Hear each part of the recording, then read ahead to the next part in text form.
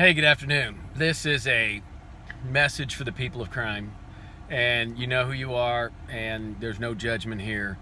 This is, these are situations that can happen to any of us. Anybody driving a motor vehicle can suddenly be turned into John Q. Public or Jane Q. Public, law-abiding citizen, to a person of crime, and it can happen just like that, snap of your finger. So couple of things to be warned of, to be wary of if you are ever faced with a situation when you are arrested. Remember that there are a lot of other people of crime in the county jail, in the local constabulary, but more likely than not, sooner or later, you're going to be transferred and processed through whatever county you're in, jail facility. And there's a difference between jail and prison, and that's a subject for another video message, but suffice to say, there are a lot of people in there. Many of them are going to be like yourself, John Q, Jane Q, Public, law-abiding citizen.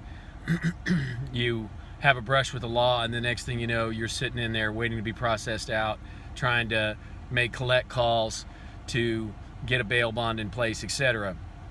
So things to know: the jail call phone system is mostly run in the state of Texas, or in many corrections facilities in the state of Texas, by a company called Securus. And even if it's not run by Securus, all of those calls are recorded, monitored, and transcribed for criminal actions, and they can be listened in on at any moment. And I have had a case upended, and I have upended a case with the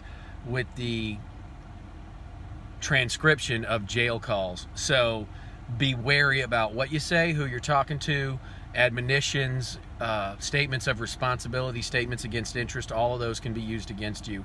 And that the phone system warns you that it's recording you, but that doesn't mean people are paying attention. They're not listening. In addition to that, there are people who are waiting to do some serious time, hard time, and they may give you a note. Notes in jail are called kites. They have other names for them, but it's basically a folded up tiny little piece of paper, and they may try to give it to you on your way out, on your way when you're processing out, when you're bonding out. And just be advised, inmate mail is scrutinized and subject to just like phone calls, monitoring. And don't take kites in or out of a county facility, because that's a contraband. That is communications that have not been monitored or scrutinized by law enforcement, and you're opening yourself up to yet more trouble. So keep your guard up, keep your head on a swivel, don't communicate too much, be cautious, don't be unfriendly. You're going to need to be friendly. You don't want to be a jerk, but keep your guard up, keep your head on a swivel, keep your mouth shut. Don't talk to anybody but your attorney. Be careful about what you say on the telephones. And most importantly, don't take contraband out on behalf of another inmate.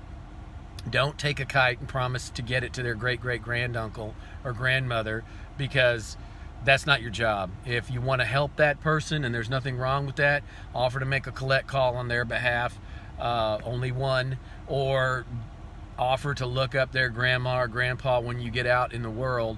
But don't take a kite out of jail, and don't take any other contraband. Anyway, hope this is of some help. I hope you're never in this situation. Everybody stay cool. It's 99 degrees and 107 in the shade, so have a wonderful day.